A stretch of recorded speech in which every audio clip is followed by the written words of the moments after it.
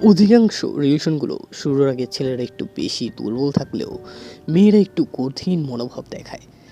দিন দিন ছেলেরা যখন কোনো মেয়ের প্রতি অনেক পরিমাণে প্রশংসা, যত্ন, কেয়ারিং ও সব সময় তার খবরাখবর নিতে শুরু করে, তখন মেয়েরা তার প্রতি ধীরে ধীরে দুর্বল হয়ে পড়ে। এই প্রশংসা, যত্নশীল, কেয়ারিং ও সবসময় খবরাখবর নিতে দেখে মেয়েরা প্রচণ্ড পরিমাণে ছেলেদের ভালোবাসতে শুরু করে দেয়।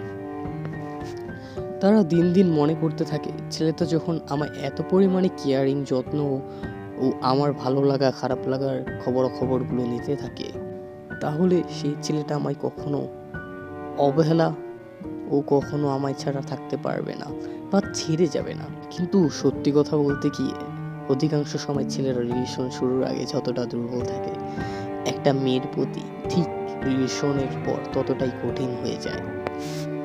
রিলেশনের কিছুদিন পরে অধিকাংশ ছেলেদের মাঝে অনেক পরিবর্তন চলে আসে। যেমন আগের মতো ফ্রি না থাকা, আগের মতো সময় না দেওয়া, আগের মতো মেসেজ বা কল না দেওয়া, এমন নতুন একটা রূপ চলে আসে তাদের মধ্যে। ধীরে ধীরে সেই মেয়েটাকে অবহেলা করতে শুরু করে। আগে কল করে 10 মিনিট কথা বলতো, এখন 5 মিনিট কথা বলে। আগে কিছুদিন পর পর মেয়েটাকে নিয়ে বাইরে ঘুরতে যেত, আর এখন মেয়েটি ঘুরবার কথা বললেও তাকে নানান বাহানা নিয়ে দূরে সরিয়ে রাখতে শুরু করে। এই অবহেলা মেয়েটিকে দিনের পর দিন কুড়ে কুড়ে খেতে থাকে। আসলে মেয়েরা ছেলেদের মতো খুব সহজে প্রেমে পড়ে না, কিন্তু তারা যখন সত্যি সত্যি কারো প্রেমে পড়ে যায়, তখন তাদের ভালোবাসাটা আকাশ সমতুল্য হয়ে যায়। কিন্তু অধিকাংশ ছেলেরা সেই আকাশ সমতুল্য ভালোবাসার মূল্য দিতে চায় না। এইভাবেই শেষ হয়ে যায় একটি মেয়ের ভালোবাসার স্বপ্ন।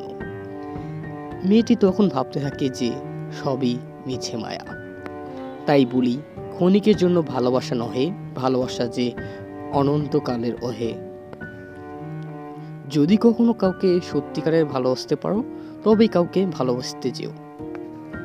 ভালোবাসা তোমার কাছে হাইড্রোজেন মনে হতে পারে, কিন্তু অন্য একজন যে অক্সিজেন মনে করে বেঁচে থাকার স্বপ্ন দেখে। হ্যাঁ, আমি ছেলে, তাই আমি আমাকে বলছি, কারণ নিজেকেই যে সবার আগে পরিবর্তন বা ভালো হতে হবে। ধন্যবাদ। এটা আসলে আমার লেখা না, আমি জানি না কি লিখছে, বাট লেখাটা আমার ভালো লাগছে, এই জন্য আমি শেয়ার করলাম।